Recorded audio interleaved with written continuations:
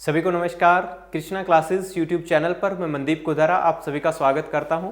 आज की इस क्लास में हम बात करेंगे हरियाणा स्टाफ सिलेक्शन कमीशन के प्रीवियस पेपर्स में आए हुए कुछ फिजिक्स के इंपॉर्टेंट क्वेश्चंस। आई होप कि आपको अच्छे लगेंगे और आपकी जो रिवीजन है, आपकी तैयारी है, इसमें एक वीडियो, ये क्लासेस, हमारी सीरीज जो चल रही है, ये काफ़ी हेल्प कर रही होगी, काफ़ी मदद कर रही होगी। तो चलिए स्टार्ट करते हैं। सबसे पहला ही क्वेश्चन हमारे सामने है। ये कह रहा है जी, समतापीय प्रक्रिया के दौरान अचल रखी जाने वाली भौतिक राशि कौन सी है। ये सैनिटरी इंस्पेक्टर का एग्जाम हुआ था हरियाणा स्टाफ सिलेक्शन कमीशन में, उसमें प्रश्न पूछा गया था। ये कह रहा है जी, समतापीय प्रक्रिया के दौरान अचल रखी जाने वाली भौतिक राशि कौन सी है। ये कह रहा है जी, एक ऐसी फिजिकल क्वांटिटी है, भौतिक राशि है जो समतापीय प्रक्रिया के अंदर, समतापीय प्रोसेस जो होता है, समतापीय का मतलब होता है कि तापमान क्या रहता है, जहां पर तापमान एक समान रहता हो, तापमान के अंदर किसी प्रकार का कोई बदलाव ना हो, नो चेंज इन टेम्परेचर, तापमान में कोई बदलाव ना हो, ऐसी प्रोसेस के अंदर कौन सी फिजिकल क्वांटिटी है जो अचल रखी जाती है। अचल का मतलब भी वही होता है जिसमें कोई चेंजेस ना हो। तो देखिए, नाम से ही पता चल रहा है प्रोसेस समतापीय है, तो तापमान को ही हम कैसे रखेंगे सर, अचल रखेंगे। अचल मतलब कांस्टेंट, ठीक है, जिसके अंदर स्पीड ना हो, मूवमेंट ना हो। आगे बढ़ते हैं। अगला क्वेश्चन कह रहा है जी, परमाणु नाभिक में न्यूट्रॉन और प्रोटॉन के साथ मिलकर रखे जाने वाले बल को क्या नाम देंगे। देखिए क्या होता है, एक किसी भी एटम के अंदर, किसी भी परमाणु के अंदर, ये आपका कोई परमाणु है, ठीक है, कोई एटम है, और किसी भी एटम का अपना एक न्यूक्लियस होता है, अपना एक नाभिक होता है। अब क्या होता है, नाभिक के अंदर होते हैं हमारे प्रोटॉन प्लस न्यूट्रॉन, और इलेक्ट्रॉन जो होते हैं सर, इलेक्ट्रॉन जो होते हैं ये इसके चारों ओर अपने ऑर्बिट के अंदर घूम रहे होते हैं, अपने ऑर्बिट के अंदर चक्कर लगा रहे होते हैं इलेक्ट्रॉन। इन्हीं सब चीजों से मिलकर बना होता है हमारा परमाणु। अब ये कह रहा है, इसके अंदर जो नाभिक के अंदर न्यूट्रॉन और प्रोटॉन है, ये नाभिक के अंदर ये जो न्यूट्रॉन और प्रोटॉन है, ये आपस में कौन से फोर्स के कारण, कौन से बल के कारण ये आपस में जुड़े हुए हैं। देखिए, तो नाभिक में लग रहा है ना, नाभिक में लग रहा है तो कौन सा बल होगा, नाभिकीय बल होगा, न्यूक्लियर फोर्स होगा। सीधी सी बात है सर, जो बल नाभिक में लग रहा है वो नाभिकीय फोर्स होगा, है ना। अब जो ग्रेविटी, जो दो चीजों के बीच में आपस में लग रहा हो, जो बाहरी वस्तुएं हैं उनके आपस में लग रहा हो, उसको बोलते हैं गुरुत्वाकर्षण बल, ग्रेविटेशनल फोर्स। चुंबकीय बल, जो चुंबक के आपस में लगता है, कुलाम बल, कुलाम यूनिट है बच्चे चार्ज की, किसकी, आवेश की। तो आवेश के अंदर जो फोर्स होता है वो होता है कुलाम बल, ठीक है। लेकिन यहां पर हम बात नाभिक की कर रहे हैं, तो ऑब्वियस सी बात है, जो नाभिक के बीच, नाभिक के अंदर जो फोर्स लगेगा उसको न्यूक्लियर फोर्स बोलेंगे, उसको नाभिकीय बल बोलेंगे, ठीक है सर। आगे बढ़ते हैं। अगला क्वेश्चन क्या कह रहा है, अगला क्वेश्चन कह रहा है जी, यदि चालक से खालिस्तान बहता है तब चालक में विद्युत धारा होती है, ठीक है। यह कह रहा है जी, एक कंडक्टर होता है, जो भी हम देखिए, हम जानते हैं कि सभी की सभी धातुएं क्या है, विद्युत की सुचालक है। सभी की सभी धातुएं क्या है, विद्युत की सुचालक है। हालांकि एक तो अपवाद है, उसके बारे में बात करेंगे बाद में, कौन सा अपवाद है वो बताना आप कमेंट बॉक्स में जरूर, ठीक है। अब ये कह रहा है, अगर ये धातुएं विद्युत की सुचालक है, सुचालक का मतलब होता है सर कंडक्टर। सुचालक को हिंदी में इंग्लिश में बोलते हैं सर कंडक्टर। क्या बोलते हैं, कंडक्टर। कंडक्टर का मतलब जिसके अंदर से विद्युत धारा बह सके, जिसके अंदर से विद्युत धारा का प्रभाव हो सके। अब कह रहा है कि इसके अंदर ऐसी कौन सी चीज बहती है जिसे हम ये कह सकते हैं कि विद्युत धारा बह रही है, कि विद्युत धारा है। तो भाई कौन सी ऐसी चीज है, न्यूरॉन है। न्यूरॉन तो सर दिमाग की इकाई है, बात ही खत्म। न्यूट्रॉन है, पॉजिट्रॉन है, या फिर विद्युत आवेश है। तो हम सभी लोग जानते हैं कि अगर एक तार के अंदर कोई करंट चल रहा है तो इसका मतलब क्या बह रहा है, वहां पर चार्ज फ्लो कर रहा है। क्या फ्लो कर रहा है, चार्ज। और चार्ज को हिंदी में कहते हैं भाई आवेश। क्या बह रहा है वहां पर, आवेश। जो पॉजिटिव और नेगेटिव चार्ज है ना, ये फ्लो कर रहा है, ठीक है। किसकी वजह से कर रहा है, ये विभवांतर की वजह से, पोटेंशियल डिफरेंस, विभवांतर की वजह से फ्लो कर रहा है, पोटेंशियल डिफरेंस की वजह से बह रहा है, ठीक है भाई। आई बात समझ पे। आपने देखा होगा ना, बैटरियों के अंदर भी एक जगह पे प्लस होता है, एक जगह माइनस होता है, तार भी होते हैं, कहते हैं पॉजिटिव है, ये नेगेटिव है ना। तो ये क्या है, ये आवेश ही होता है। क्या होता है, विद्युत आवेश, इलेक्ट्रिक चार्ज। और जो इलेक्ट्रिक करंट यहां पर लिखा है ना, विद्युत धारा, विद्युत धारा क्या होता है, ये जो चार्ज बह रहा है इसके रेट को ही विद्युत धारा कहते हैं। इलेक्ट्रिक करंट जो है ये बराबर होता है कूलाम बटा में समय, कि कितने समय में कितना चार्ज बहा, कितना आवेश बहा, उसको हम बोलते हैं विद्युत धारा। आगे बढ़ते हैं। अगले क्वेश्चन में क्या कह रहा है सर, ये कह रहे हैं जी हम पारदर्शक माध्यम के आर पार देख सकते हैं क्योंकि प्रकाश उससे क्या होता है। भाई बहुत आसान क्वेश्चन है, क्योंकि प्रकाश उसके अंदर से पास हो जाता है, पारित हो जाता है, क्रॉस हो जाता है। अगर लाइट क्रॉस होगी तभी तो हम दूसरी तरफ की चीजों को देख पाएंगे। अब आपने एक चीज ली, मान लीजिए कोई भी वस्तु है, ये एक लकड़ी है, ठीक है। अब लकड़ी है, लकड़ी के आप इस साइड क्या करते हैं, लकड़ी के यहां पर एक टॉर्च जला देते हैं, एक लाइट अगर इसके ऊपर डालते हैं तो क्या होगा, क्या इस साइड कोई लाइट आएगी, नहीं आएगी सर। अब क्या इस साइड कोई व्यक्ति खड़ा है, कोई पर्सन यहां पर खड़ा है, तो क्या आप इसको देख पाएंगे, बिल्कुल नहीं देख पाएंगे। क्यों नहीं देख पाएंगे, क्योंकि इस व्यक्ति से टकरा करके जो लाइट जा रही है वो यहीं पर रुक रही है, आपके पास आई नहीं रही, ठीक है। मान लीजिए यहां आप खड़े हैं, यहां पर देख रहे हैं, तो क्या नहीं होगा, क्योंकि इसके अंदर से लाइट पास नहीं हो रही। भाई ये अपारदर्शी माध्यम है, ओपेक मीडियम है, ट्रांसपेरेंट नहीं है, तो पारदर्शी माध्यम के आर पार हम देख सकते हैं। क्यों, क्योंकि उसके अंदर से क्या हो रहा है भाई, लाइट पासिस हो रही है, लाइट पारित हो रही है, ठीक है भाई। आगे बढ़ते हैं। अगले क्वेश्चन में कह रहा है जी एक्स किरणों के शोधक कौन थे। जो एक्सरेज होते हैं ना, अपने एक्स किरणें इंग्लिश में बोलते हैं भाई एक्सरेज। नॉर्मली हम जो एक्सरे करवाते हैं उसके अंदर किसका यूज किया जाता है, एक्स किरणों का ही इस्तेमाल किया जाता है।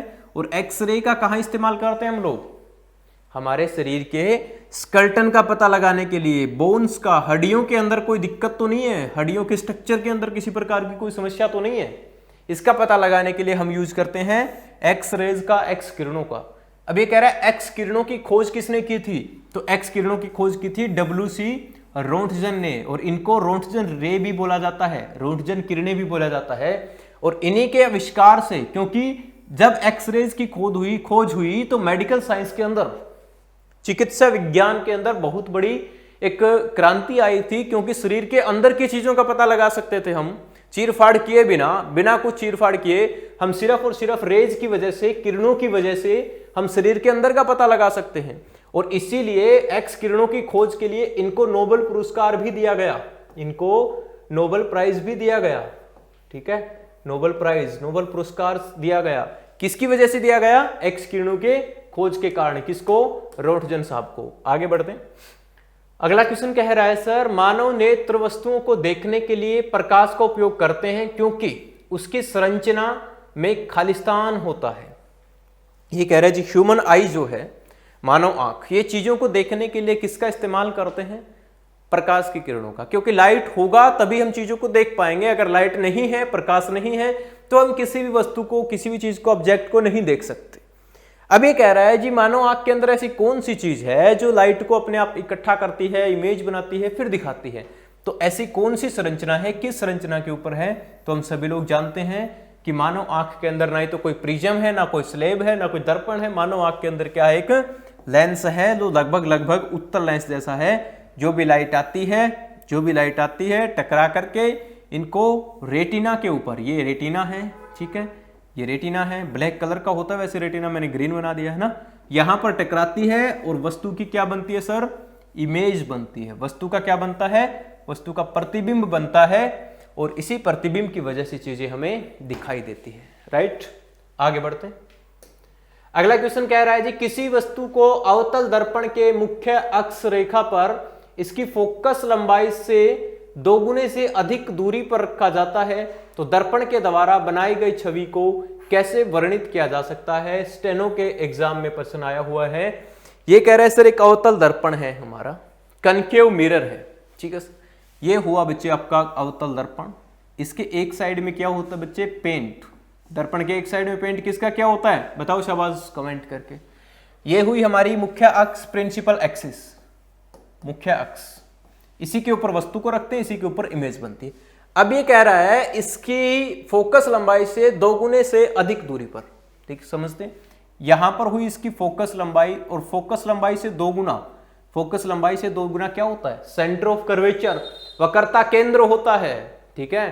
क्योंकि जो रेडियस, देखिए केंद्र से बाहर तक की दूरी होती है रेडियस, और रेडियस के मध्य में एक पॉइंट होता है, मिड में एक पॉइंट होता है जिसे फोकस कहते हैं। क्यों? क्योंकि रेडियस जो है ये बराबर होती है 2f, और f यहां पर क्या है? f यहां पर है सर फोकस दूरी, फोकल लेंथ, फोकस दूरी। ठीक है भाई, तो ये हुआ फोकस, ये हुआ सेंटर ऑफ कर्वेचर। ये कह रहा है अब इससे दोगुनी दूरी से भी परे रखा जाता है, इससे भी दूर यहां पर रखा है कहीं, तो बत कह रहा है कि वस्तु कैसी बनेगी। तो समझिए इस प्रकार के दर्पण के अंदर जो इन्फिनिटी से लाइट आती है, अनंत से लाइट आती है, वो टकरा करके क्या कर देगा? ये फोकस पर इकट्ठी कर देगा। लाइट आई, टकरा करके कहां इकट्ठी कर दी बच्चे? इसने फोकस पर इकट्ठी कर दी, फोकस पॉइंट के ऊपर एफ पर इकट्ठी कर दी। तो अगर लाइट रियल में टकरा रही है, वास्तव में टकरा रही है, तो प्रतिबिंब कैसा बनेगा? वास्तविक बनेगा। ठीक है, मैं फोकस की बात कर रहा हूं। ठीक है, जब वस्तु इन्फिनिटी पे है, अनंत पे है, और कैसी बन रही है? वस्तु के आकार से छोटी बन रही है, तो क्या होगा भाई? जैसे जैसे वस्तु को हम इधर लाते जाएंगे, प्रतिबिंब इधर होता जाएगा और वस्तु थोड़ा थोड़ा बड़ा होता चला जाएगा। लेकिन जब सी पर आएगा ना, सेंटर पर, तो इमेज भी सेंटर पर बनेगी और वस्तु भी सेंटर पर है, और वस्तु के सेम साइज की बनेगी सर, वस्तु के आकार की बनेगी, सेम साइज की बनेगी। जितने साइज की हमारी वस्तु है, जिस आकार की हमारी वस्तु है, उसी आकार का क्या बनेगा बच्चे? प्रतिबिंब बनेगा। अब जैसे ही सी से इधर चलेंगे, प्रतिबिंब इधर बनता जाएगा और बड़ा बनेगा। यानी सी से अगर इधर वस्तु थी या फिर सी से इधर अगर प्रतिबिंब बन रहा था, तो वो सारे के सारे छोटे थे, लेकिन सी से दूर जाने के बाद इमेज बड़ी होने लग जाएगी। अगर वस्तु हम कह रहे हैं, ये कह रहे हैं जी दोगुनी दूरी से अधिक दूर रखा जाता है, यानी सी से हमें इधर ही रखना है वस्तु को, तो प्रतिबिंब कैसा बनेगा? छोटा बनेगा और वास्तविक बनेगा। वास्तविक वाले, दूसरा ऑप्शन वास्तविक है, पहला ऑप्शन वास्तविक है। ये दोनों ठीक हो सकते हैं, ये दोनों गलत है, क्योंकि दोनों में आभासी तो नहीं बनेगा। पहला कह रहा है वास्तविक और संकुचित, दूसरा कह रहा है वास्तविक और आकार में बड़ी तो नहीं बनेगी। तो हमारा एक ही ऑप्शन है, वास्तविक और संकुचित का मतलब छोटी वस्तु से। आगे बढ़ते, अगले क्वेश्चन में कह रहा है जी, जब रोशनी की किरणें हवा से होते हुए बर्फ के खंड से गुजरती है, तो यह क्या होता है जी? देखिए, हवा से आ रही है और बर्फ से गुजर रही है, इसका मतलब क्या है कि एक मीडियम से दूसरे मीडियम में एंटर कर रही है प्रकाश की किरणें। ये आपका मीडियम 1 है, ये आपका मीडियम 2 है, ये आपका एक माध्यम है, ये आपका दूसरा माध्यम है। यही कह रहा है प्रकाश की किरणें एक माध्यम से आ रही थी और जैसे ही दूसरे माध्यम में एंटर करेगी तो क्या होगा? वैसे तो प्रकाश की किरणें जो है ये हमें सीधी रेखा में चलती हुई प्रतीत होती है, लेकिन जब एक माध्यम से दूसरे माध्यम में जाती है तो ये अपना रास्ता बदल लेती है, अपने पाथ से हट जाती है, अपने रास्ते से हट जाती है, और इसी घटना को हम बोलते हैं प्रकाश का अपवर्तन। क्या बोलते हैं बच्चे? प्रकाश का अपवर्तन, रिफ्रैक्शन ऑफ लाइट। ठीक है डियर, अब ये कह रहा है कि क्या होता है? सामान्य की तरफ मुड़ जाती है, सामान्य से दूर मुड़ जाती है, इसका क्या मतलब हुआ? देखिए भाई समझो, एक जहां जिस पॉइंट पे लाइट टकराएगी उसी पॉइंट पर हम एक नॉर्मल ड्रा करते हैं, एक अभिलंब खींचते हैं 90 डिग्री का कोण। इसी कोण को सामान्य, नॉर्मल या अभिलंब बोला जाता है, इसी लाइन को। ठीक है जी। अब ये क्यों खींची जाती? क्योंकि जितने भी कोण है ना, जितने भी कोण है वो सारे के सारे कोण हम इसी से मापते हैं, इसी से मेजर करते हैं। अब ये कह रहा है कि प्रकाश की किरण हवा से आ रही थी और बर्फ में एंटर कर रही थी। ठीक है, तो हवा यहां पर है विरल माध्यम, रेरर मीडियम, और बर्फ यहां पर है बच्चे सघन माध्यम। क्या होता है विरल माध्यम और क्या होता है सघन माध्यम? समझिए, विरल माध्यम वो होता है जहां पर पार्टिकल्स जो है, कण जो है वो दूर दूर हो। सघन माध्यम वो होता है जहां पर कण जो है बिल्कुल पास पास हो। इसको बोलते हैं रेरर मीडियम, इंग्लिश में इसको रेरर मीडियम बोलते हैं बच्चे, और इसको हम बोलते हैं डेंसर मीडियम, सघन माध्यम। तो इसके अंदर पार्टिकल पास पास है, इसके अंदर पार्टिकल दूर दूर है। तो हवा के अंदर पार्टिकल पास पास दूर दूर है और बर्फ में पार्टिकल पास पास है, तभी तो सॉलिड हुई बर्फ। अब अगर विरल माध्यम से सघन माध्यम में प्रवेश करता है तो प्रकाश अभिलंब की ओर मुड़ जाता है, नॉर्मल की ओर मुड़ जाता है। तो यहां पर सामान्य से दूर नहीं जाएगा, सामान्य की तरफ मुड़ेगा।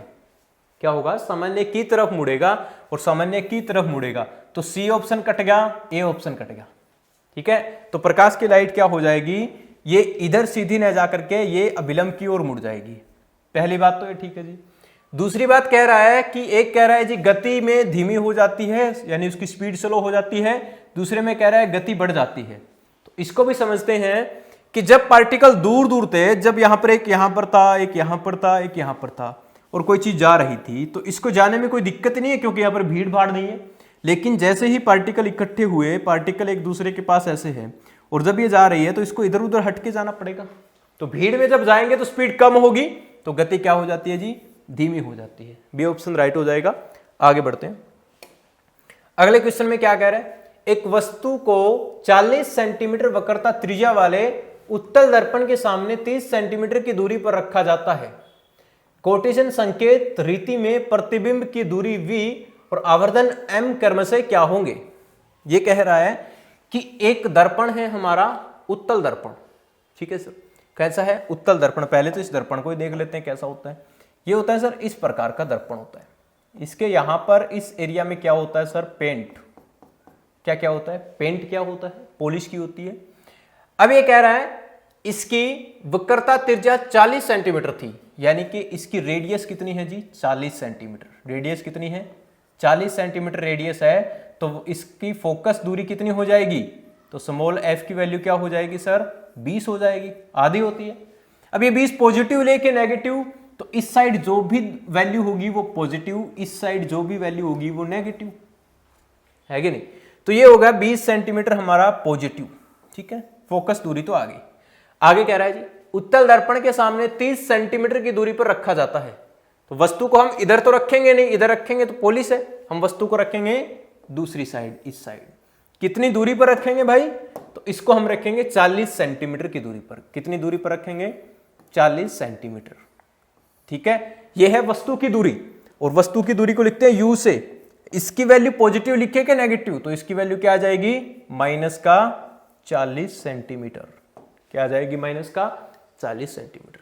अब कह रहा है v की वैल्यू बताओ क्या होगी, तो रख देते हैं सर। दर्पण फार्मूला क्या होता है, मिरर फार्मूला क्या होता है, अब सभी लोग जानते होंगे मिरर फार्मूले के बारे में। 1/u प्लस 1/v बराबर होता है 1/f। जो चीज दी गई है उसकी वैल्यू रख दो। 1/u कितना है, u की वैल्यू है -40, तो माइनस का 1/40 प्लस में 1/v बराबर है 1/f की वैल्यू कितनी है बच्चे, 20। सॉरी, f की वैल्यू कितनी दी गई है हमें, 20 दी गई है, 20। अब इसको हम उस साइड लेके जाएंगे 1/40 को, तो क्या आ जाएगा, प्लस में हो जाएगा। तो 1/v बराबर है 1/40 प्लस 1/20, ठीक है सर। अब क्या होगा, 1/v बराबर कितना है, अगर हम इन दोनों के एलसीएम लें तो 40 एलसीएम आ जाएगा सर, ठीक है। 40 एलसीएम आ जाएगा, और ऊपर क्या होगा, 1 + 2, क्या होगा, 1 + 2 हो जाएगा। ये क्या होगा, 1/v बराबर है 3/40, ठीक है। और v की वैल्यू क्या आ जाएगी, 40/3 आ जाएगी, ठीक है। 40/3 सेंटीमीटर, इतने सेंटीमीटर आ जाएगी सर, यही इसने बोला है, ठीक है। ऐसा ही लिखा होगा, ओहो गलत हो गया जी, ये 30 सेंटीमीटर लिया था इसने, है ना। चलिए अब 40 वाले के हिसाब से कितना आ गया, समझ गए होंगे। अब 30 के हिसाब से और देख लेते हैं। यहां पर जो u की वैल्यू है, इसने 30 सेंटीमीटर, हमने 40 सेंटीमीटर रख लिया ना। चलिए u की वैल्यू है बच्चे 30 सेंटीमीटर, कितनी है, 30 सेंटीमीटर, क्योंकि वस्तु को कितनी दूरी पर रखा इसने, 30 सेंटीमीटर की दूरी पर रखा था। किस दूरी पर रखा, 30 सेंटीमीटर की दूरी पर रखा था, ठीक है। अब क्या हुआ देखो, यहां पर ये आ जाएगी पॉजिटिव या नेगेटिव, तो वस्तु हमेशा इस साइड होती है, वस्तु हमेशा 40 नहीं है, ये कितना है, 30 है। ये कितना सेंटीमीटर है, ये 30। और इस साइड जो भी वैल्यू होगी वो किस में होगी, माइनस में, तो -30 होगा। अब -30 होगा ना, तो क्या आएगा देखो, यही दर्पण फार्मूला वैसा का वैसा सेम। तो यहां पर हम क्या कर देंगे बच्चे, ठीक है, देखो इसको समझो, क्या कर देंगे यहां पर हम,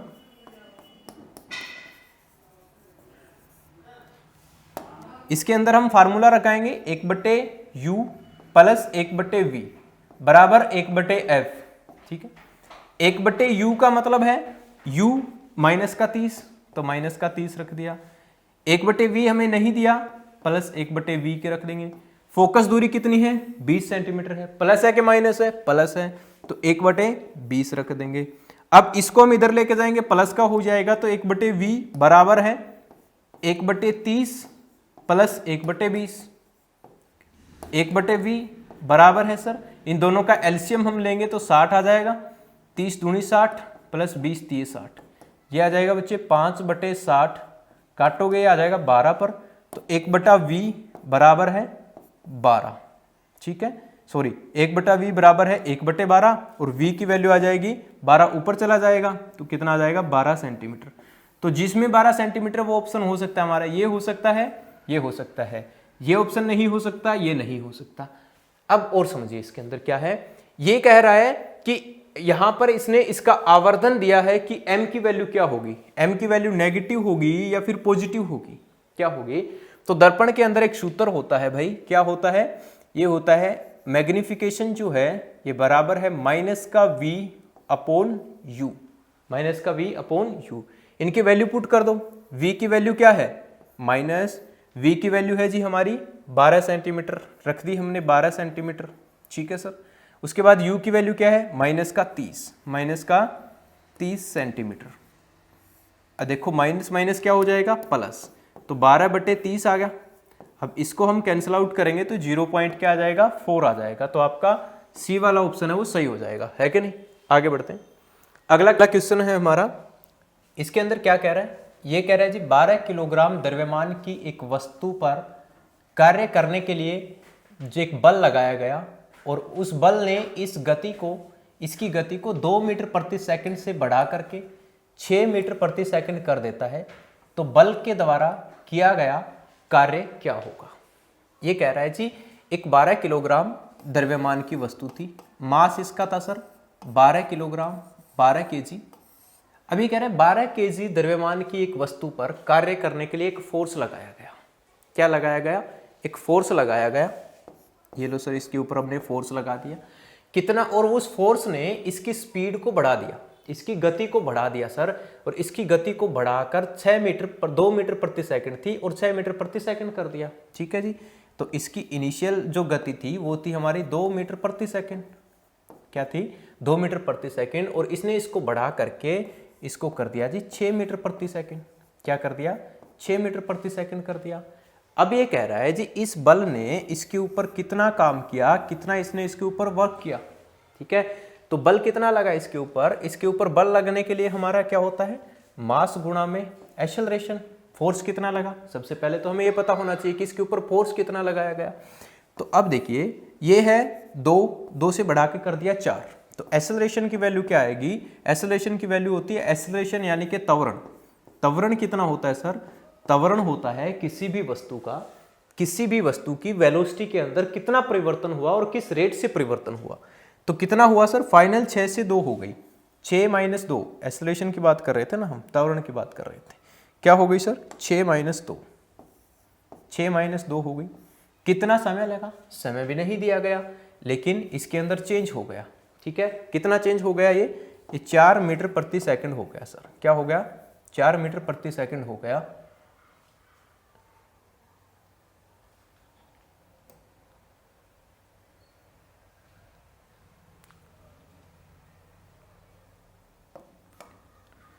अगला क्वेश्चन हमें कह रहा है जी एक वस्तु को अवतल दर्पण के मुख्य अक्ष रेखा पर रखा जाता है और यह पता चलता है कि बनी हुई छवि वास्तविक, संकुचित और वस्तु पर इस प्रकार स्थित है। ये कह रहा है जी एक अवतल दर्पण है, क्या है, एक अवतल दर्पण है। अवतल दर्पण होता है जी हमारा इस तरह से, ठीक है, और इसके एक साइड में क्या होता है पेंट। एक अवतल दर्पण है, ये इसके मुख्य अक्ष पर रखा जाता है। तो जितनी भी वस्तुएं हम लोग रखेंगे इस प्रिंसिपल एक्सिस के ऊपर ही रखेंगे, मुख्य अक्ष के ऊपर ही रखेंगे, और यह पता चलता है कि बनी हुई प्रतिबिंब वास्तविक और संकुचित है। यानी क्या है, जो इमेज बनी है वो रियल बनी है, वास्तविक बनी है, और संकुचित का मतलब वस्तु से छोटी बनी है। तो ये कहता है कि वस्तु को कहां पर रखें। तो भाई मैंने आपको बताया था कि अवतल दर्पण के अंदर क्या होता है, प्रतिबिंब इन्फिनिटी से जब लाइट आती है तो कहां पर, फोकस पर पड़ती है, फोकस पर पड़ती है, और फोकस पर जो प्रतिबिंब बनता है वो रियल भी बनता है और छोटा भी बनता है। लेकिन जैसे ही फोकस से आगे बढ़ता जाता है हमारी इमेज, और यहां से वस्तु इधर आती जाती है, और जब वस्तु सेंटर पर पहुंचती है, कहां पर पहुंचती है, सेंटर पर, तो वस्तु के आकार का प्रतिबिंब बन जाता है। जितने आकार की वस्तु है उस आकार का, उस सेम साइज का प्रतिबिंब बन जाता है। तो यानी कि वस्तु को हमें सेंटर पर नहीं लेके आना, सेंटर से पहले ही रखना है, और इधर हमें इन्फिनिटी से लेके सेंटर के बीच में इस वाले एरिया में हम रखें तो वस्तु का हमारा प्रतिबिंब कैसा बनेगा, संकुचित बनेगा और वास्तविक बनेगा। तो ऑप्शन कौन से हैं, फोकस पर नहीं रख सकते, ध्रुव और फोकस के बीच के एक बिंदु पर नहीं रख सकते, फोकस और वक्रता केंद्र के बीच में नहीं रख सकते, वक्रता केंद्र से दूर रख सकते हैं। यानी इस सेंटर से हमें इस वस्तु को दूर ही रखना है वक्रता केंद्र से। तो यहां पर राइट आंसर हो जाएगा आपका डी। आगे बढ़ते हैं, अगला क्वेश्चन है सर 3 सेंटीमीटर आकार की एक वस्तु को 15 सेंटीमीटर फोकस दूरी वाले अवतल दर्पण के सामने 25 सेंटीमीटर की दूरी पर रखा जाता है, बनी हुई छवि का आकार और प्रकृति कैसी होगी। ये कह रहे हैं जी 3 सेंटीमीटर आकार की एक वस्तु को 15 सेंटीमीटर के फोकस दूरी वाले अवतल दर्पण के सामने, है ना, ये हमारा हुआ सर अवतल दर्पण, है ना, इसके एक साइड में पेंट, सारे के सारे क्वेश्चन अवतल दर्पण के क्या। ये कह रहा है इसकी फोकस दूरी कितनी है सर 15 सेंटीमीटर, ये फोकस दूरी है, फोकल लेंथ 15 सेंटीमीटर। अब ये 15 माइनस का लेना है या प्लस का लेना है, ये लेना है सर माइनस का 15 सेंटीमीटर, ठीक है। अब ये कह रहा है वस्तु का साइज कितना है, वस्तु का साइज लिख लेते हैं, हाइट है इसकी 3 सेंटीमीटर, पॉजिटिव ही लेनी है क्योंकि हाइट तो ऊपर की तरफ होती है। अब ये कह रहा है सेंटीमीटर फोकस दूरी, इसके सामने 25 सेंटीमीटर की दूरी पर रखा जाता है। अब वस्तु की दूरी कितनी है जी 15 सेंटीमीटर ये है, तो वस्तु की दूरी इधर ही रखेंगे हम, कितने सेंटीमीटर पर 25। अब इधर जितनी भी लेंथ आती है ना वो सारी की सारी क्या होती है माइनस, तो u की वैल्यू क्या आ जाएगी माइनस का 25 सेंटीमीटर। अब ये कह रहा है जी छवि का आकार क्या होगा और उसकी प्रकृति कैसी होगी। पहले तो हमें ये पता होना चाहिए कि सर इमेज कितनी बनेगी, उसके बाद ही हम आकार पता लगा सकते हैं। इमेज कहाँ बनेगी, कितनी दूरी पर बनेगी, तो इसके लिए दर्पण फार्मूला वही सन 1/u प्लस 1/v बराबर 1/f, ठीक है जी। अब क्या है देखो, u की जगह हमें पुट करना है माइनस का 25 कर देते हैं सर, माइनस का 1/25 प्लस v होता है वस्तु की दूरी, नहीं दी गई पड़ा रहने दो, एक जगह 1/v कर दो। फोकस कितना है सर, देखो फोकस है माइनस के 15 सेंटीमीटर, तो माइनस के 1/15 सेंटीमीटर। अब इसको हम अगर कंप्लीट करना चाहें, यहां से हमारी v की वैल्यू निकल जाएगी। कैसे निकालोगे, देखो इसको 1/25 को इधर लेके गया तो क्या आ जाएगा 1/v बराबर है 1/25 माइनस के 1/15। इनका एलसीएम लिया हमने, एलसीएम आ गया जी 75, 25 दिया 75 माइनस 15 5 75, सही बात है सर। तो ये हुआ सर माइनस का 2/75, ये है 1/v की वैल्यू, लेकिन हमें तो v चाहिए और v करेंगे तो इसको उल्टा कर देंगे, तो v की वैल्यू आ गई सर माइनस का 75/2। लेकिन माइनस में आई, इसका मतलब प्रतिबिंब भी इधर ही बनेगा। पहली बात तो ये क्लियर होगी, प्रतिबिंब इधर बनेगा, लेकिन ये चीज हमसे पूछी नहीं गई। हमसे तो ये पूछी गई कि वस्तु किस आकार की बनेगी, 4.5 सेंटीमीटर की या 9 सेंटीमीटर की। तो वस्तु का आकार कैसे होता है सर, ये होता है हमारा जो मैग्निफिकेशन, ये होता है हाइट ऑफ इमेज बटा में हाइट ऑफ ऑब्जेक्ट बराबर माइनस का v बटा में u। तो v है, u है, हाइट ऑफ ऑब्जेक्ट है, हाइट ऑफ इमेज निकालनी है, निकाल देंगे सर। कैसे निकालेंगे, देखो हाइट ऑफ इमेज बटा वस्तु की हाइट कितनी दी है 3 सेंटीमीटर, लिख दो सर 3 सेंटीमीटर बराबर माइनस का, अब हाँ क्या कर रखे हम लोग, तो माइनस का 2/75 है, तो माइनस का 2/75/2, सॉरी 2/75 नहीं है, उल्टा हो गया था, 75/2 है, तो लिख दो सर माइनस का 75/2 बटा में क्या है सर, बटा में u है, u की वैल्यू -25 है, तो यहां भी हम करेंगे माइनस का 25 आ जाएगा। अब अगर हम इसको आगे सोल्व करें तो सर ये माइनस माइनस कैंसिल हो जाएगा कि नहीं हो जाएगा। अब क्या होगा देखो, ये आ गया h हाइट ऑफ इमेज बटा में 3 बराबर, यहां पर तो माइनस का माइनस ही रहा, अंदर जैसे ही करेंगे तो 25 या 75 क्या आ गया अपना 3/2 आ गया, क्या आ गया सर 3/2। अब ये 3 इधर जाएगा तो सर क्या होगा, हाइट ऑफ इमेज बराबर होगी माइनस के 9/3, उधर जाएगा तो मल्टीप्लाई में हो जाएगा, 3 3 9/2, और ये हो जाएगा सर माइनस का 4.5 सेंटीमीटर। यानी वस्तु अपनी कैसी बनी सर, माइनस का 4.5, माइनस का मतलब ये उल्टी नीचे की तरफ बनी, ठीक है, तो 4.5 सेंटीमीटर ये अब उल्टी बनी तो माइनस का आ जाएगा, बात हमारा ऑप्शन बी राइट हो जाएगा। ठीक है, आई होप कि आपको समझ आ गया होगा। आगे बढ़ते, अगला क्वेश्चन कह रहा है जी एक वस्तु को उत्तल लेंस की फोकल लंबाई से कम दूरी पर मुख्य अक्ष पर रखा जाता है तो उसकी लेंस के द्वारा बनी हुई छवि कैसी होती है? बहुत अच्छा क्वेश्चन है सर। ये कह रहा है एक उत्तल लेंस है। कैसा लेंस है? उत्तल लेंस है। ये लो सर, ये हुआ हमारा उत्तल लेंस, ये इसका मुख्य अक्ष है, ये यहां पर इसकी फोकस दूरी है सर, और ये है हमारा 2f। सेम इधर है, ये हमारी फोकस दूरी है, और इधर है हमारा 2f। अब ये कह रहा है कि फोकस लंबाई से कम दूरी पर, यानी कि यहां पर कहीं वस्तु को रखा और कह रहा है कि इमेज कैसी बनेगी।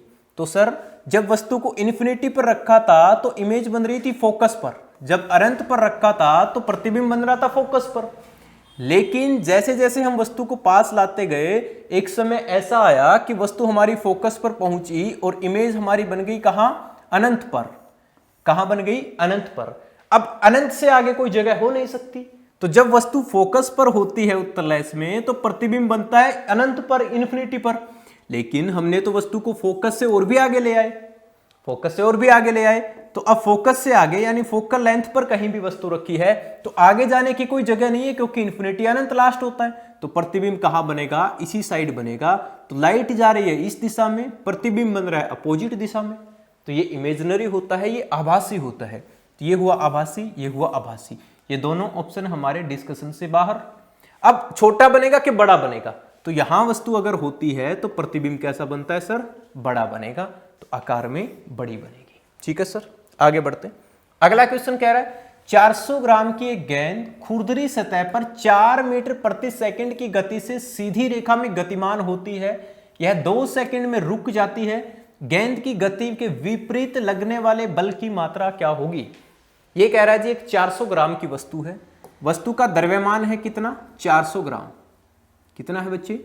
400 ग्राम है, लेकिन द्रव्यमान का मात्रक होता है किलोग्राम, तो इसको किलोग्राम में कन्वर्ट कर लेंगे, बटा में 1000। किलोग्राम में ग्राम को 1000 किलोग्राम में करते हैं, बटा में 1000 करते हैं, 2 जीरो से 2 जीरो बराबर है 4/10 किलोग्राम। 4/10 किलोग्राम। ठीक है भाई। अब ये कह रहा है एक खुरदरी सतह थी, खुरदरी सतह थी यानी कि ये कोई ऐसी प्लेन थी, इसके ऊपर जा रही थी। कितनी गति से जा रही थी? 4 मीटर प्रति सेकंड की गति से जा रही थी।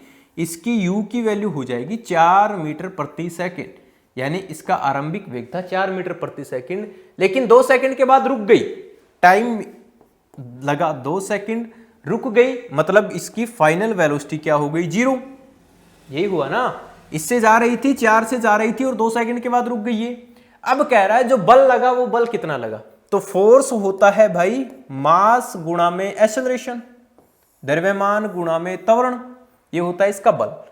अब क्या होता है सर? एक्सेलरेशन, मास तो है, मास तो ये रहा हमारे सामने 4/10 किलोग्राम, लेकिन एक्सेलरेशन नहीं दिया, त्वरण नहीं दिया, तो त्वरण हम निकाल लेंगे। कैसे निकालेंगे? देखो, एक्सेलरेशन होता है final velocity minus initial velocity upon में समय।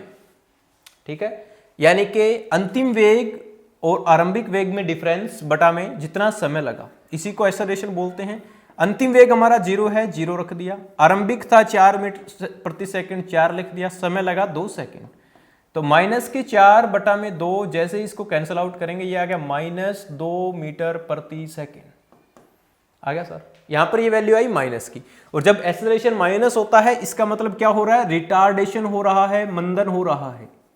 मंदन का मतलब गाड़ी रुक जाएगी, मंदी हो जाएगी, स्लो हो जाएगी। अब यहां पर इसकी वैल्यू पुट कर दो। बल कितना लगेगा? बराबर द्रव्यमान है 4/10, ठीक है, गुणा में एक्सेलरेशन लग रहा है -2। यहां पर इसको हम कैंसिल आउट करेंगे तो क्या हो जाएगा सर? 4 दूनी 8, तो -8/10 बराबर होगा सर -0.8 न्यूटन। और ये माइनस का क्यों लगा? माइनस का क्यों लगा सर? क्योंकि विपरीत दिशा में लग रहा था। ठीक बात है ना? तो 0.8 न्यूटन हमारा आंसर आ जाएगा। अब सर यहाँ पे माइनस क्यों नहीं आता? यहाँ पर बल तो 0.8 न्यूटन का ही लग रहा है ना, विपरीत दिशा में लग रहा है, तो यहाँ पर माइनस आ गया। अब अगर यहाँ पर माइनस और प्लस वाले दोनों ऑप्शन होते तो आपका माइनस वाला राइट होता, लेकिन यहाँ पर एक ही ऑप्शन है तो ये राइट हो जाएगा। आगे बढ़ते हैं। अगला कह रहा है जी एक वस्तु को उत्तल लेंस के मुख्य अक्ष पर रखा गया, फोकस पर रखा जाता है, तो लेंस के द्वारा बनी हुई छवि कैसी होगी? ये कह रहा है जी उत्तल लेंस है, ये उत्तल लेंस है, इसके फोकस पर रखा जाता है, मुख्य अक्ष के फोकस पर रखा जाता है। ये हुआ प्रिंसिपल एक्सिस, मुख्य अक्ष। यहां पर फोकस, यहां पर 2f, यहां पर फोकस, यहां पर 2f। अब ये कहता है फोकस पर रखा जाता है, तो हमें पता है सर देखो, जब प्रतिबिंब जब वस्तु को अनंत पर रखते हैं तो टकरा करके फोकस पर आती है, जब अनंत पर रखते हैं तो टकरा करके फोकस पर जाती है। तो इस तरह से इसके अंदर इमेज बनती है, रियल बनती है, वास्तविक बनती है। जैसे जैसे वस्तु आगे आती चली जाएगी प्रतिबिंब बड़ा होता चला जाएगा, ठीक है, लेकिन रियल बनेगा।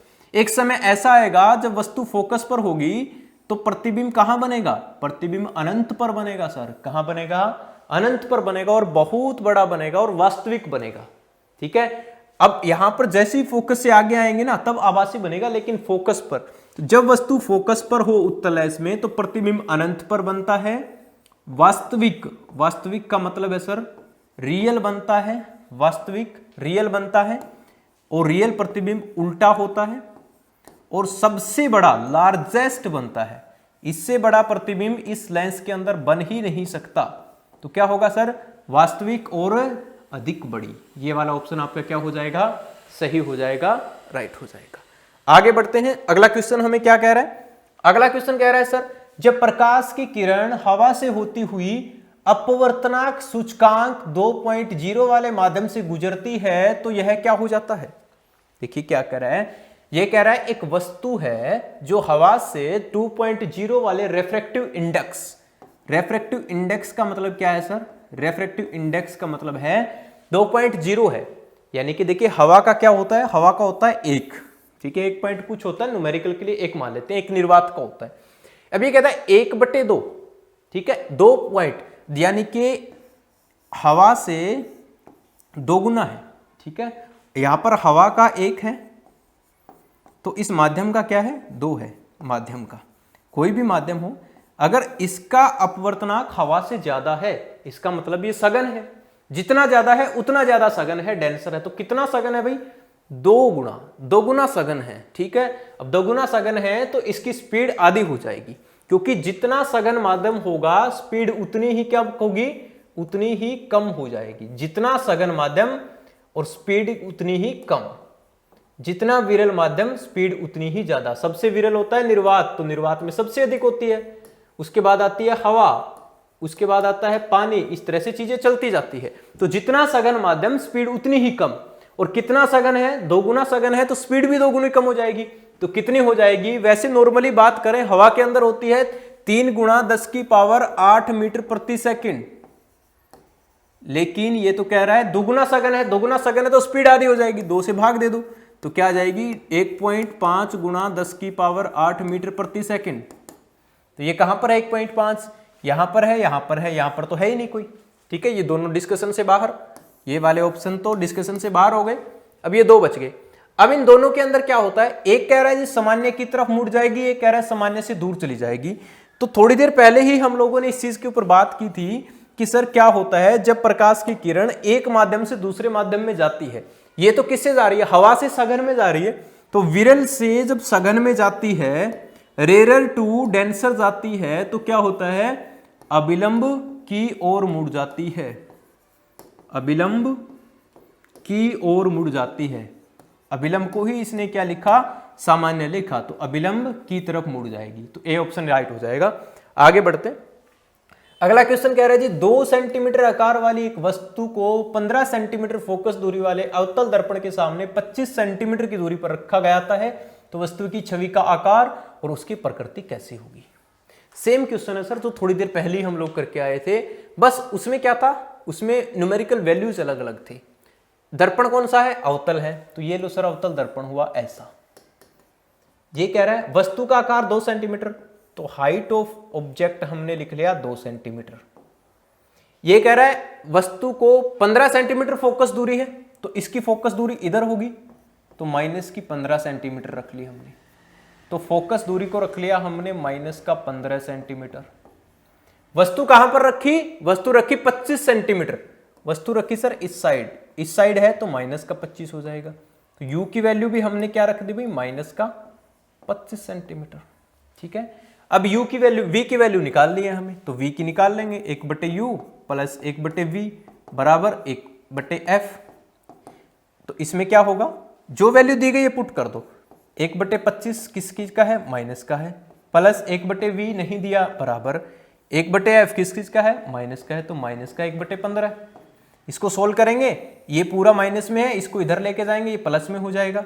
तो क्या आएगा, देखो 1/v बराबर है माइनस का 1/15 प्लस का 1/25।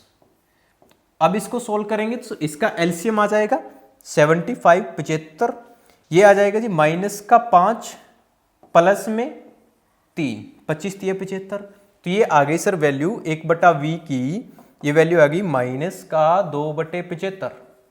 वे की वैल्यू हो जाएगी सर माइनस का 75/2, ये वैल्यू आ गई। अब माइनस आया, इसका मतलब क्या है, प्रतिबिंब भी इसी साइड बन रहा है, उल्टा प्रतिबिंब भी इसी साइड बन रहा है। अब बनेगा कैसे सर, प्रतिबिंब इस साइड बन रहा है, इसका मतलब रियल बन रहा है और उल्टा बनेगा। अब उल्टे वाली बात होगी, ये भी बनेगा ये भी बनेगा, ठीक है, ये मैंने वैसे ही बता दिया, आपको इतना तो ध्यान होना चाहिए ना पेपर के अंदर। अब हमें इसके आकार पता करना है, 3 सेंटीमीटर का है कि 6 सेंटीमीटर का है, ठीक है। तो इसके लिए होगा हमें मैग्निफिकेशन, मैग्निफिकेशन है height of image, height of object बराबर माइनस का v बटा में u। तो लिख लो सर हाइट ऑफ इमेज नहीं पता, हाइट ऑफ ऑब्जेक्ट दिया इसने 2 सेंटीमीटर बराबर है माइनस का v की वैल्यू है सर माइनस का 75/2 और u की वैल्यू इसने दी है माइनस का 25। तो यहां पर माइनस का 25 हम लिखेंगे तो क्या होगा सर, 25 से ये कैंसिल आउट हो जाएगा, ठीक है, 25 से 75, ठीक है सर, ठीक। अब ये क्या होगा, माइनस से माइनस ये प्लस हो जाएगा। तो अब यहां पर आ गई h/2 हाइट ऑफ इमेज बराबर है माइनस का 3/2, 3/2। अब ये 2 इस साइड जाएगा तो 3 दूनी 6 हो जाएगा, तो ये आ जाएगा सर 6/2 और इसको हम कैंसिल आउट करेंगे तो 3, और कैसा बनेगा माइनस का। तो हाइट ऑफ इमेज बराबर माइनस का 3 सेंटीमीटर, और माइनस का 3 सेंटीमीटर का मतलब क्या है, उल्टी इमेज है और 3 सेंटीमीटर की है। आगे बढ़ते हैं, अगला क्वेश्चन है सर 400 ग्राम की, ये क्वेश्चन सेम कैसे आ गया भाई, 400 ग्राम की एक गेंद 4 मीटर प्रति सेकंड के वेग से एक सीधी रेखा में खुरदरे समतल पृष्ठ पर चलना शुरू करती है। इसका वेग 2 मीटर प्रति सेकंड 2 सेकंड में 1 मीटर प्रति सेकंड कम हो जाता है। इस गेंद के संवेग में आने वाली कमी क्या होगी। ये कह रहा है सर मोमेंटम के अंदर कितनी कमी आएगी। कितने ग्राम की वस्तु है, 400 ग्राम की वस्तु है। कितने ग्राम की है, 400 ग्राम। इसको किलोग्राम में कन्वर्ट कर लो, ये आ जाएगा 4/10 किलोग्राम। कैसे करते हैं, बटा में 1000 करके। अब ये कह रहा है 4 मीटर प्रति सेकंड के वेग से जा रही थी और 2 सेकंड के बाद 1 मीटर प्रति सेकंड कम हो जाता है। समझिए इसको क्या कह रहा है, देखो ये कह रहा है पहले हमें मोमेंटम पता होना चाहिए, संवेग पता होना चाहिए। संवेग होता है जी P बराबर mv, P से लिखते हैं मोमेंटम को mv। तो ये कह रहा है परिवर्तन क्या हुआ, तो 2 तरह की वेलोसिटी थी। एक था इसके अंदर सर परिवर्तन क्या हुआ, m2 माइनस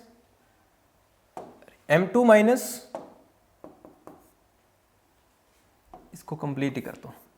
ये कह रहा है मोमेंटम, 2 मोमेंटम थे, एक था फाइनल जो लास्ट में था, फाइनल मोमेंटम अंतिम संवेग, एक था इनिशियल आरंभिक। तो अगर हम फाइनल में से आरंभिक वाला घटा देते हैं तो हमारे पास जितनी कमी आई वो आ जाएगी। अब फाइनल मोमेंटम क्या था, भार तो बराबर ही था, m तो बराबर ही था, लेकिन वेलोसिटी सेकंड वाली थी, माइनस भार तो उतना ही था, वेलोसिटी फर्स्ट वाली थी, ठीक है ना। ये हुआ इसका मोमेंटम के अंदर कितना परिवर्तन हुआ, संवेग में कितनी कमी आई, ये वाली चीज है। अब क्या है सर, देखिए कमी आई, अब घटा घटा कैसे होगा, अब कमी आई तो यहां पर ये वैल्यू आ जाएगी माइनस, कमी लिखा है ना हमने, इसने क्या लिखा है, कमी आई। अब कमी आई इसका मतलब ये हो सकता है जी पहले वाला ज्यादा था बाद में कम हो गया, तो पहले वाले में से बाद वाला घटा लो, अपने आप कमी निकल जाएगी, माइनस m बटा में v2, m इंटू में सॉरी, ये कमी आ गई। ये आ गया इनके बीच का डिफरेंस कि बाद में ये होगा, पहले ये था और ये हम इसने कमी लिख दिया। अगर कमी ना लिखा होता तो आप ऐसे कर सकते थे। अब इसको सोल्व कर लेंगे, m तो दोनों में कॉमन आ रहा है ना भाई, m तो ये लो लिख दिया कॉमन। अब अंदर है v1 माइनस v2, ठीक है जी, v1 माइनस v2। अब मास कितना है, मास तो है 4/10 किलोग्राम। v1 कितनी है, पहले कितनी स्पीड से जा रहा था, 4 मीटर प्रति सेकंड के जा रहा था, और ये कह रहा है 2 सेकंड के बाद 1 मीटर सेकंड कम हो गई, यानी 4 से 1 कम होकर के 3 हो गई। अब क्या हुआ जी, 4/10 गुणा में 1, तो ये हो गया जी 4/10। अब इसको हम कंप्लीट करेंगे तो ये आ जाएगा 0.4, तो 0.4 कौन सा है, ये वाला, तो 0.4 किलोग्राम मीटर प्रति सेकंड आ गया सर, है ना। अब किलोग्राम मीटर प्रति सेकंड कैसे होता है, ये इसकी यूनिट ऐसे निकाल सकते हैं, मास की यूनिट है किलोग्राम और वेलोसिटी की होती है मीटर प्रति सेकंड, तो ये इसकी यूनिट आ जाएगी। आगे बढ़ते हैं, अगला क्वेश्चन कह रहा है जी, जब प्रकाश की किरण हवा से होते हुए 1.5 अपवर्तनांक सूचकांक के तरल पदार्थ से गुजरती है तो यह क्या होगा। देखिए सर, ऐसा ही सेम क्वेश्चन हमने पहले भी किया था। इसके अंदर क्या है, उसके अंदर अपवर्तनांक सूचकांक जो था, रेफ्रेक्टिव इंडेक्स जो था वो 2 गुना था, लेकिन इसमें कितना है, 1.5 गुना है तो उससे ज्यादा ना। अब मैंने कहा था कि जितना रिफ्रैक्टिव इंडेक्स, जितना अपवर्तनांक सूचकांक बढ़ता जाएगा उतनी वस्तु क्या होती, उतना ही माध्यम क्या होता जाएगा, सघन होता जाएगा, उतना ही माध्यम डेंसर होता जाएगा, क्योंकि निर्वात का होता है 1, हवा का भी होता है लगभग 1 से थोड़ा सा ज्यादा, लेकिन 1 से ज्यादा जैसे ही बढ़ता जाएगा तो माध्यम कैसा होता जाएगा, माध्यम हमारा सघन डेंसर होता जाएगा। और जब माध्यम डेंसर होता है, सघन होता है, तो क्या होता है, स्पीड कम हो जाती है। और जब माध्यम विरल माध्यम से सघन माध्यम में प्रवेश करता है प्रकाश, विरल से सघन में, रेरर टू डेंसर प्रवेश करता है, तो क्या होता है, अविलंब की ओर चला जाता है। किसकी ओर, तो सामान्य की तरफ मुड़ जाएगी, सामान्य से दूर वाला कैंसल, सामान्य की तरफ मुड़ जाएगी, हो सकता है दूर वाला कैंसल। ये दूसरा बी ऑप्शन और डी ऑप्शन तो कैंसिल ही हो गई। सी वाले ऑप्शन में कह रहा है गति में किसी प्रकार का बदलाव नहीं आएगा, ऐसा तो नहीं हो सकता सर। एक माध्यम से दूसरे माध्यम में जब प्रकाश जाता है तो उसकी गति या तो बढ़ जाती है या घट जाती है, सेम नहीं रहती सर कभी भी। अब ये विरल से सघन में जा रहा है, तो विरल में पार्टिकल थे दूर दूर, तो ये अपनी स्पीड से चल रहा था, कोई दिक्कत नहीं थी। लेकिन जैसे ही सघन में आया, जैसे ही डेंसर मीडियम में आया, पार्टिकल आ गए एक दूसरे के बिल्कुल पास, ठीक है। अब पार्टिकल बिल्कुल पास पास आ गए, इसका मतलब इसकी स्पीड में कमी आएगी, क्योंकि भीड़ भाड़ वाले एरिया से कोई चीज जाएगी तो वो स्लो स्पीड से चलेगी, धीमी स्पीड से चलेगी, तो क्या होगा, स्पीड में कमी आ जाएगी। तो ये ऑप्शन तो वैसे भी कट गया था, तो एक ही ऑप्शन हमारा बचा कि ये स्पीड में कमी आ जाएगी। पहले 3 थी, अब 2 हो जाएगी। इसका कैसे पता चला सर, देखो स्पीड कितनी आई, इसके लिए हमें निकालना होगा सर कि हवा में स्पीड कितनी है। हवा में होती है 3 गुणा 10 की पावर 8, लेकिन है कितनी, इसकी 1.5 गुणी है, कितनी इसकी 1.5 गुणी। तो इसका क्या कर देंगे, 1/1.15 को जैसे ही हम कैंसिल आउट करेंगे तो ये आ जाएगा भाई 15/10, ये आगे 3/2, क्या आगे सर 3/2। तो अब हम इसको 3/2, इसकी 1.5 गुणी हम लोग कर लेते हैं, तो क्या होगी, यानी ये जो स्पीड है ना, ये उससे 1.5 गुणी है, ठीक है। ये जो स्पीड है ये उससे 1.5 गुणी है, तो वो स्पीड क्या हो जाएगी हमारी, 2 मीटर प्रति सेकंड। क्या हो जाएगी, 2.2 गुणा 10 की पावर 8 मीटर प्रति सेकंड, ठीक है।